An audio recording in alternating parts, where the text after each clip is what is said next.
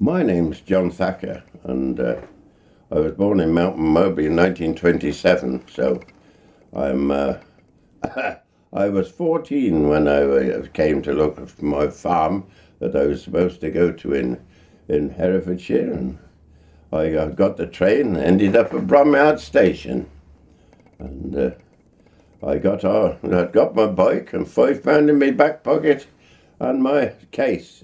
I couldn't manage them all, so I asked the porter if I could leave the case at the station. He said yes. And I got on my bike then and cycled up on a bridge by the railway station, and there was a man there, and I said, "Could you tell me the way to Upper Saby, Wolfalo?" And he said he never heard of it. So I thought, well, that was a good start.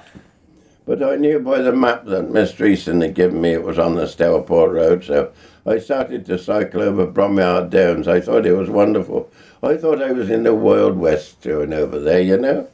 And I cycled along ever so many miles, and I hadn't spoken to anybody, and in London they were very cheerful. But along there, and then I came to a field where there was a land girl on a horse and rake, and as she turned on the corner by the road, I spoke to her and I said hello, and she spoke back, and I said, "Am I on the right way?" "Yes, oh yes." She said, "You go on up the road," and we had quite a chat. And in 10 years, 20 years time, she remembered that. I remembered that. And the old girl, I know she's died now. She was. She remembered it for years. It was a funny thing. And I went on up the road past there, and there was a chap with some straw on his back, and he had a pike, and I asked him, and he said, "Oh, yeah, boy, you go up that lane till you come to a stone pound." And then I said, "What's a stone pound? Don't you know? That's where they used to put the cattle, all the stray cattle in the old days." And he said, "Well, I don't know what a stone pound was." He said, "You go up there, and then you turn and you go up an old drive," he said, "and you'll come to it." And off I went with my old bike up this drive, and I put my bike against the granary door, which I know now, and went and knocked on the door, and they knew I was coming. And the old lady came and gave me a mug.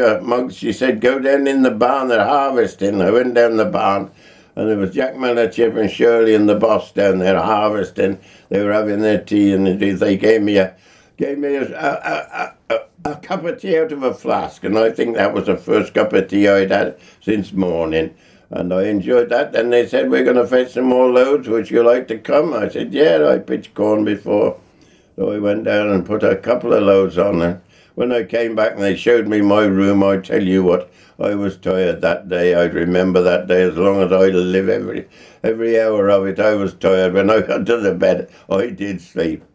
Well, when I got up in the morning, of course, I had to be shown round the farm, round the cow shed, and one thing and another, and they said, "Can I milk cows?" And I said yes, because I'd put my hand on a cow before, but I didn't get any milk, so I had to try again. But they gave me an easy cow, but anyway, I got going and milked ever since. Then I had to separate the milk.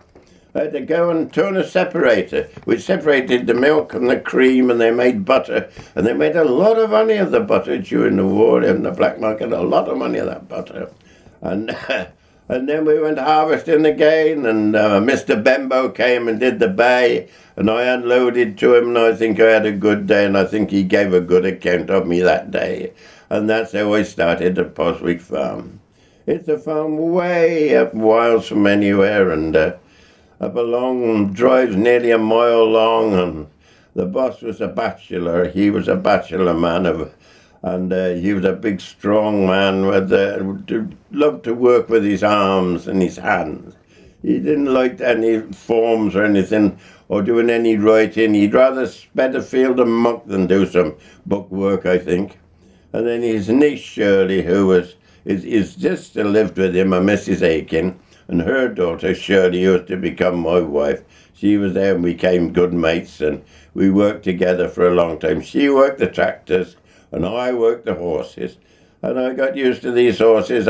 Some of the tall ones, I couldn't get the collars on. I used to have to get up in the manger and get the necks round and get the collars on, neck collars on, and I used to work with the horses all day. And and the first job we had to do, she said, "We're going to the foal sale."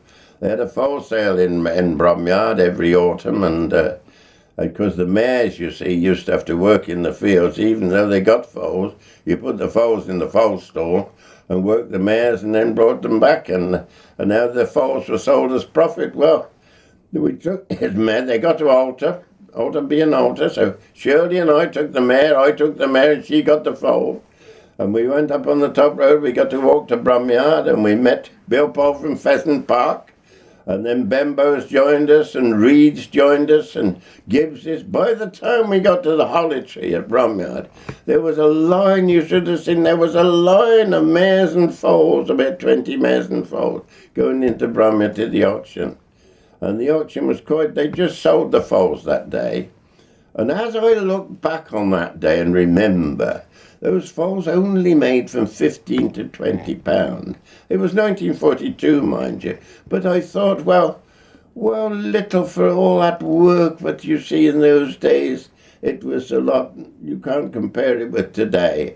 And that's what they made. That very good foal, to be a good foal to make 20 pounds.